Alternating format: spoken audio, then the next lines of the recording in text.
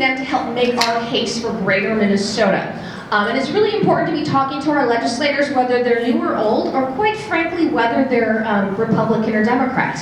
Now, I know Bradley talked a lot about the shifts in control there, but the fact is regardless of the party of your legislator, they can play a role at the legislature. And there are going to be some issues, for example, like bonding, where they can't pass a bonding bill without votes from the minority party.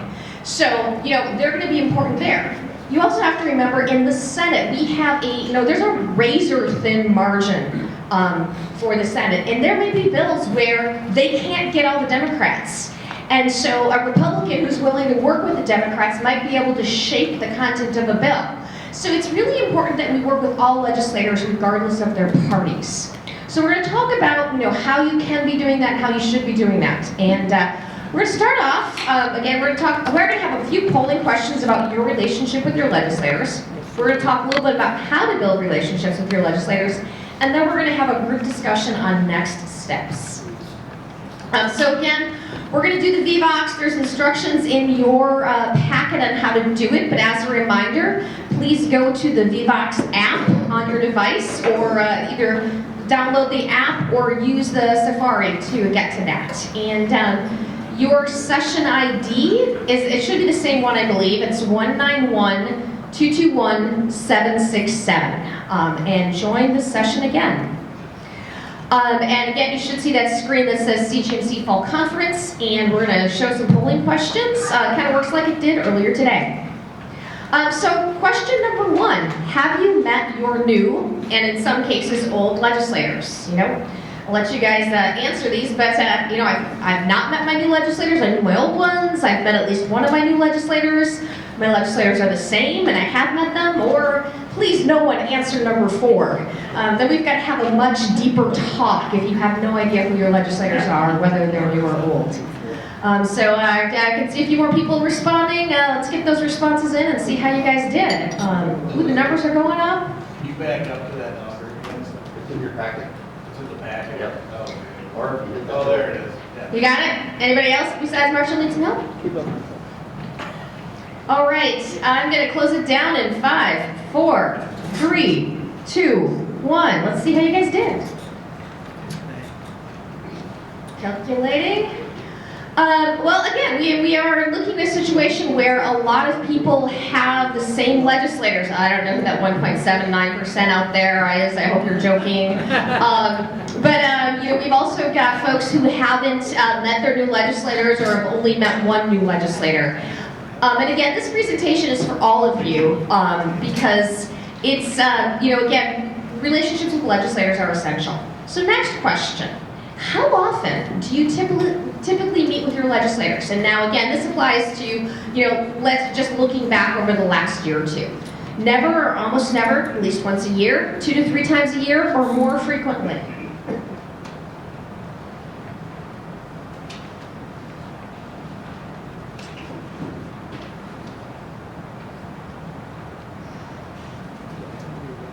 All right, so I'm going to close it down. And our results are 2 to 3 times a year. Not too bad. I would say, actually, if you look at this, combine them, at least 60% of you are meeting with your legislators at least 2 to 3 times per year or more. We're going to talk about how we're hoping going forward, most of you are doing this, and that we're getting to that, 2 to 3 times or more number. Next question. How do you connect with your legislators? Are they visiting you at City Hall? Do you host events in districts? Or excuse me, do they host events in districts? Are you seeing them at CGMC Legislative Action Days? Do you see them out and about in the district if they live in your city or area? Perhaps the legislator is a personal friend of yours. You can vote for all of these? You can vote up to 5 choices. So this is a multi-choice kind of thing, so. More than 1? More than 2? Okay. Got about halfway through here.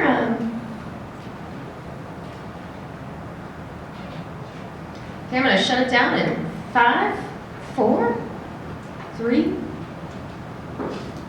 2, 1. Okay, let's see how you guys did.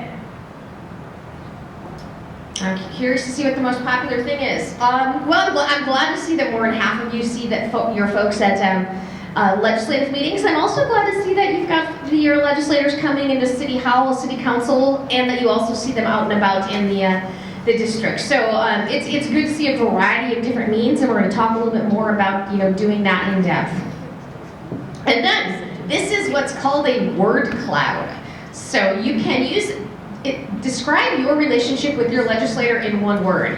If you use more than one word, it will split it up. So please just enter one word to describe your relationship with your legislator or legislators. And they won't, I found out, accept swear words. Your response will not be recorded if it's a little blue. He is correct. We found that out during a purely experimental practice in our staff meeting. Not that Friendly would ever use a blue swear word. Very, very curious to see if we're going to get any repeat remarks. One word, how do you describe the relationship with your legislator? Okay, I'm going to close it down in 5, 4, 3, 2, 1. All right. I don't know about the rest of you. I'm kind of curious to see what we come up with here. Friendly. I think it's good that the friendly. We've got friendly, friends, cordial, businesslike, unknown. Okay. Infrequent, futile. We'll try and work on that. Stranger, strained, BFF, so a range of emotions, but I am glad to see that the largest sort of response here is friendly, a little more worried that distant is, but we'll also talk about the distant legislators. Okay, now let's talk about preparing for success. You probably all know this by now because I think it probably applies to city council relationships as well as staff, but strong relationships are the foundation for success of the legislature. And it's really, really important for you to get to know your legislator before asking them something. It's a lot easier to make an ask when you've been, talking to them for months, even if it's been about nothing legislative, than to just come running into their office or calling up their LA, in a panic saying, don't vote for this bill, or I need you to get this amendment done. So one of your goals through this is you should try to get to know your legislator by name and hopefully, have them recognize you by name as well. So before we get into that, let's talk about some of the factors that influence legislators. And constituents are one of the first ones that there. Obviously, you folks are all constituents, but they also have constituents from across their district. And one of the reasons it's so important to build, as much as you can, relationships with your legislators is that the concerns of a loud few can have an outsized influence on what they think or what they perceive. So it's really important that they be hearing from you folks, probably who may know more about what's going on, may be more just in tune with what's happening at the legislature. I mean, you're here, that means you're probably more in tune. So it's really important to recognize there are others that will have an influence, so you need to have an influence as well. Another thing that really impacts them is their caucus. And you're going to hear this regardless of which party they're at, that, I'm thinking about this issue, but I got to hear what the caucus is going to tell me. Well, it's really important that they hear what you say as well, because, they need to hear from you, not just their party. Another thing, again, why it's important to be talking to them is that they really hear from other legislators. Let's say, again, it's wastewater, and they may not know anything about wastewater, so they go talk to the legislator they think is the top expert on it. Well, that legislator may or may not really know anything about it, but if you haven't talked to your legislator about wastewater, who else do they have to talk to? They're also listening to their family and friends. There's some other factors. Again, I hate to say this, but contributions and independent expenditures sometimes have an impact on how they feel, and quite frankly, that can run both ways. And the media, our friends over there in the back that are going to be speaking to you next, they may care what the media says either about their topic, or they're worried about what the media is going to say if they act one way or not the other. A couple other important factors: information and facts. Again, building that relationship, if they don't have information or facts on what's coming before them, they're making a decision in a vacuum. And so that's, again, building that relationship so you can provide them the important information and facts about your wastewater plant or about why LGA is really important to your community. And again, that related to that is the policy analysis. who should build that relationship? I won't pick on Owatonna, but like for example, they probably have 6 or 7 people there. They have a big group that comes to all of these events, and I'm guessing that more than one person at that city has a relationship with, say, Senator John Jasinski. And I think it's important that more than one person at your city can and should have a relationship with your legislator. In some circumstances, some lawmakers will give extra consideration to elected officials in their districts. You're the person holding the election certificate just like you, or just like them. But in other circumstances, again, going back to wastewater, they may see city staff as really sort of having that in-depth knowledge of what's going on and how things work with permits and whatnot. So, both city staff and elected officials are important. And again, even within your group, within each city, different people are going to have different levels of expertise.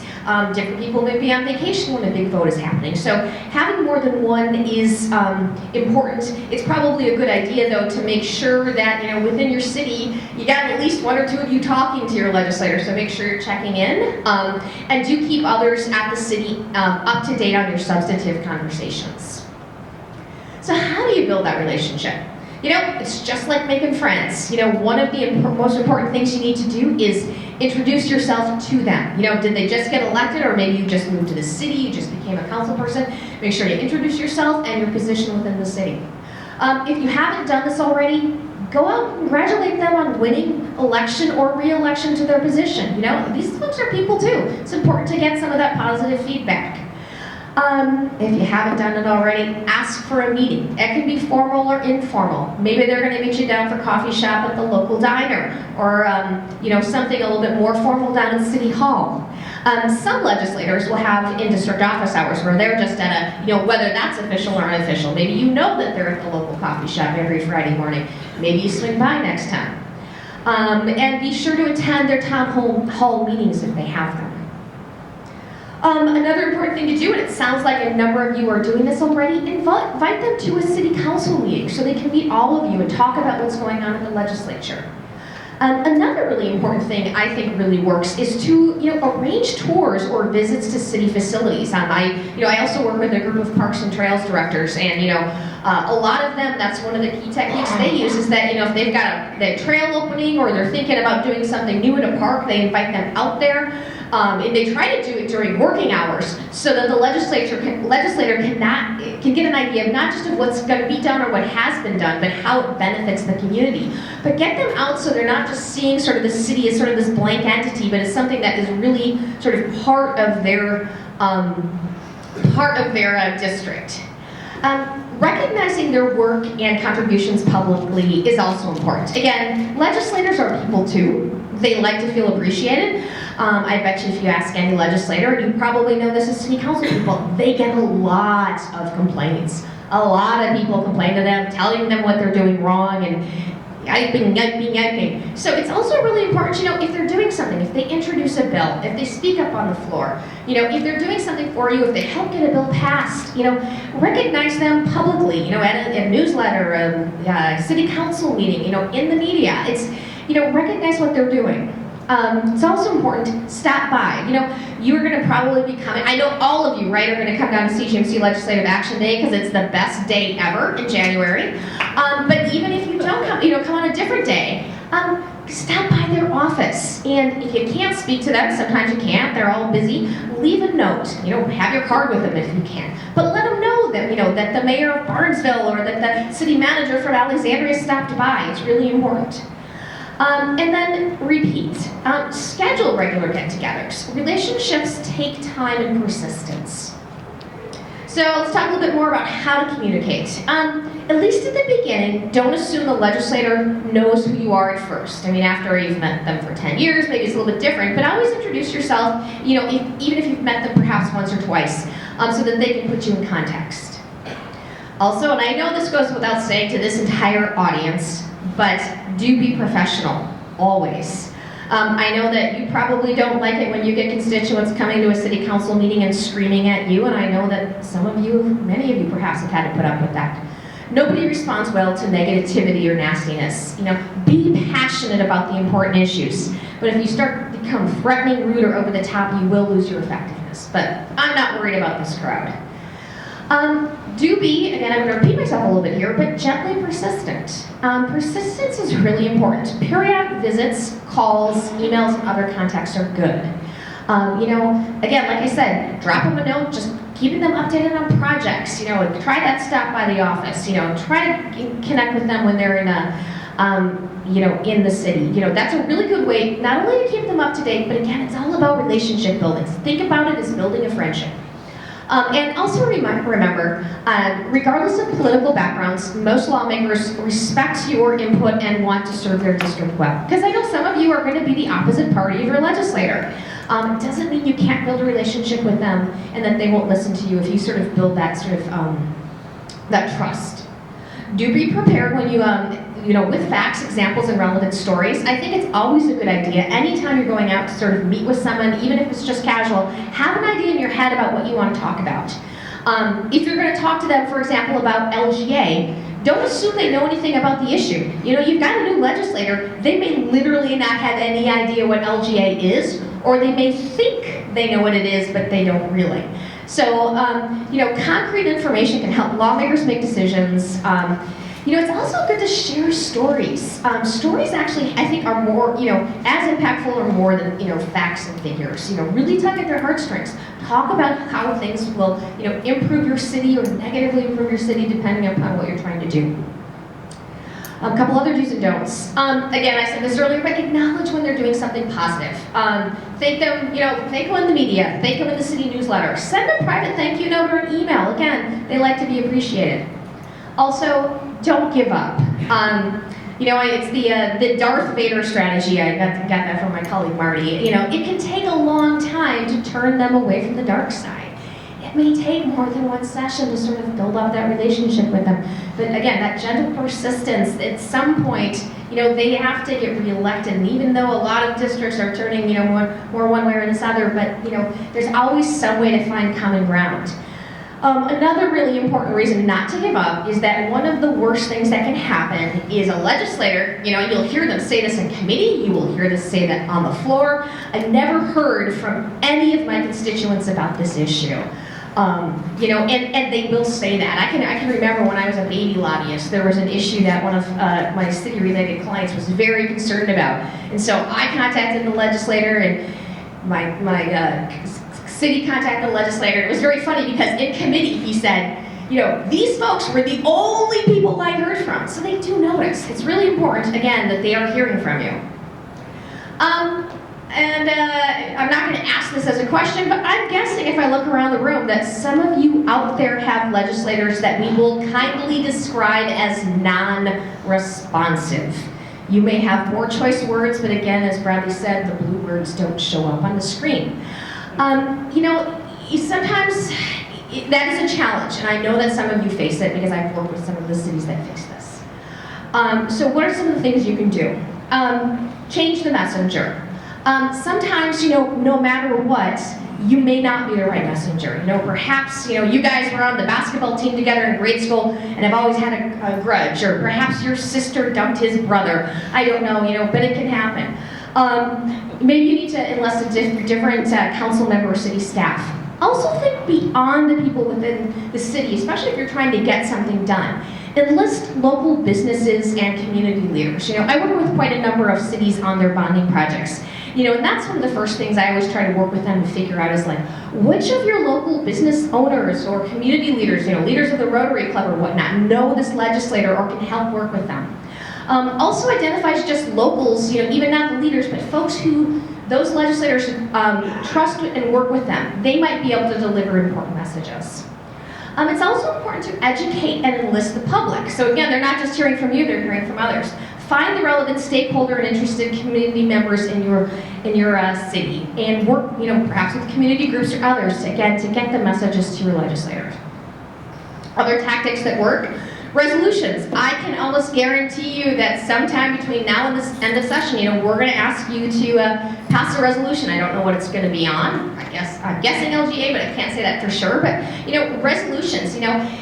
It is a formal statement of what your city believes in, and your legislators, pay attention to them, and quite frankly, so do others. I know that Earlier this fall, Melissa Hortman called Bradley and said, I get the point. I'm getting a lot of resolutions from your cities. We understand this is very important.